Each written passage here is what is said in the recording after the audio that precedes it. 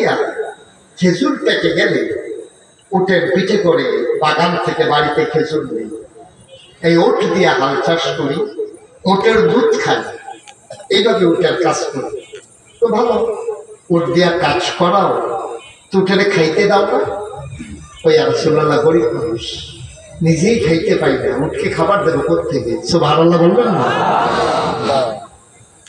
নবী গো, ও নবী, গরিব সাহাবা আপনার প্রতিদিন চুলায় 3 বার আগুন জ্বলে না, কেমনে খাবার দেব? নিজেই খাইতে পাই না, বাচ্চা কাচ্চা নিয়ে অনেক সময় না খেয়ে থাকি, খাবার দেব কোত্থেকে নবী? ওট যা পায় তাই খায়। আল্লাহ নবী মুস্কি হাসি দিয়া কয়, না না না, তা করা যাবে না, ওট আমার কাছে বিচার দিয়েছে। ওট আমার কাছে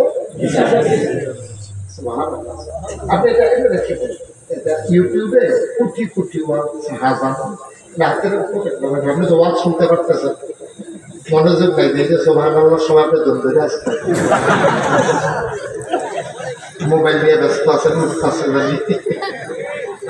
এক লগে দুইটা হয় না। সাংবাদিক যে দূরে রয়েছে দূরে তো রিপোর্ট নয়তো না, রিপোর্ট আরো কম রইল। আমিন কর, খেয়াল করে আমার দিকে তাকাই শুনে, মনোযোগের সাথে শুনে।